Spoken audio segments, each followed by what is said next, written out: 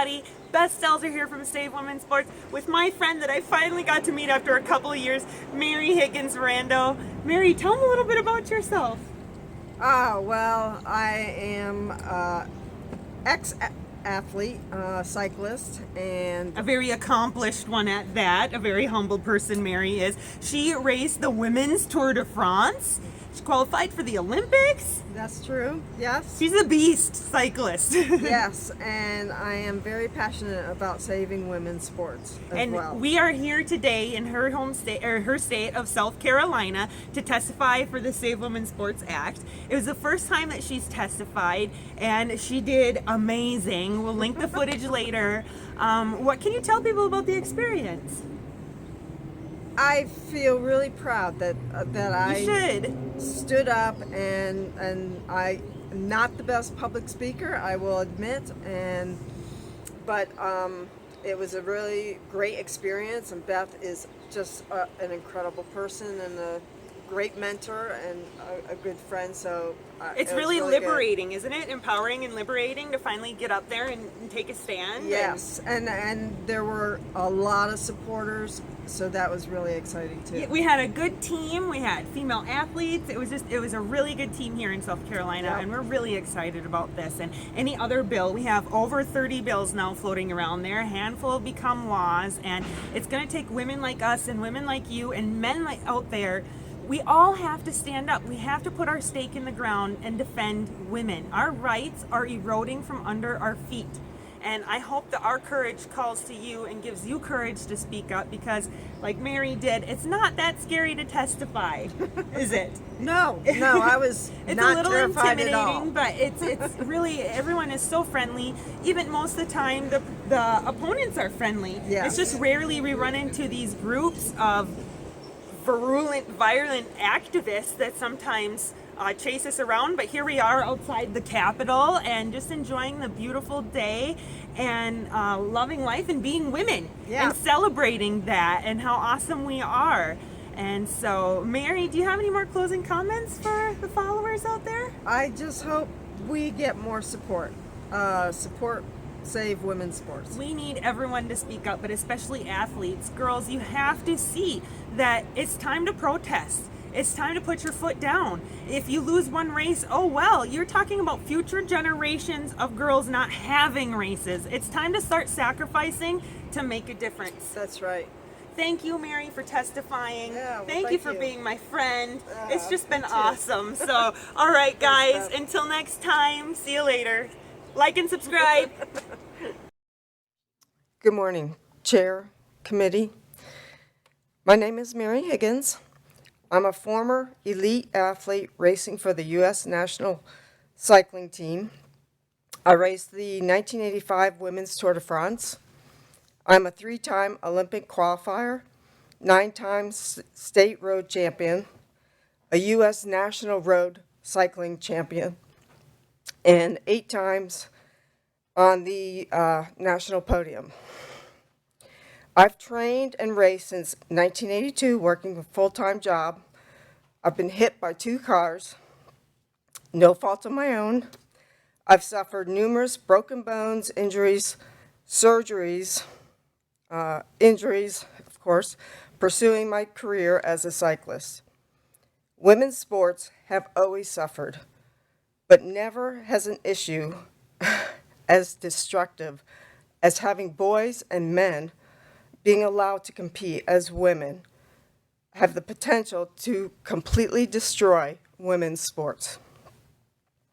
The effects are so devastating that I have seen entire cycling women's teams quit racing. I personally know many women who refuse to race now. Men are winning women's national championships. They are winning world championships, women's world championships. They are crushing women competitors, sweeping fields by far outpacing the women. Men are taking world records, national records. They're taking our scholarships. The whole reason behind Title IX was to protect women and women's sports. Boys and men are faster, they're stronger. They're born with 20% larger hearts, lungs, muscle mass, bones. Women cannot compete against a biological male. Lastly, they're inherently more aggressive and dangerous to race with or compete against. USADA is the governing body to prevent doping. Men are allowed 5 times more testosterone than women. And so lastly, I am personally begging you to pass this bill and protect females before more women get physically injured, emotionally devastated, and we lose all the gains women have made throughout the years. Imagine showing up at a race and knowing that you've lost before you even began. Thank you. Thank you.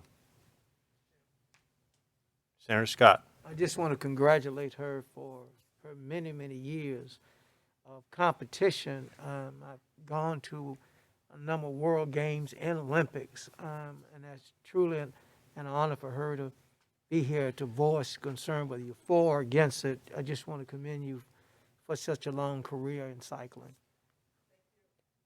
If you could please come back to the podium, I want to ask you a question.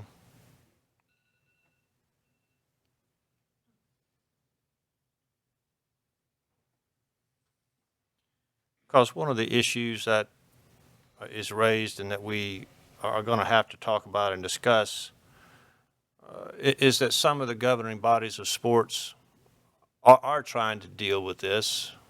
You mentioned the Olympics, so they have some kind of policy in place, and maybe it has to do with testosterone suppression or whatever.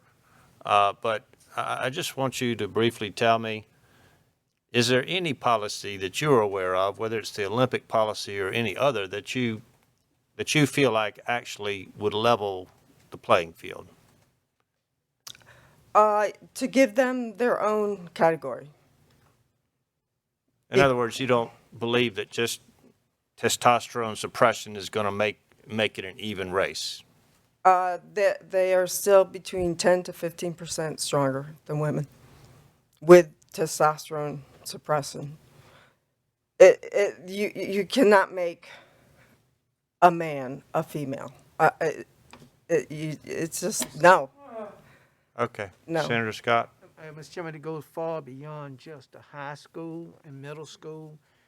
Some of these athletes compete worldwide. We don't see a lot of it in the United States, but in other countries, and you really see the different events, and it will help you determine based on time, and also, especially in the shot put and distance throw and hurdles and others, even the timing is so much different.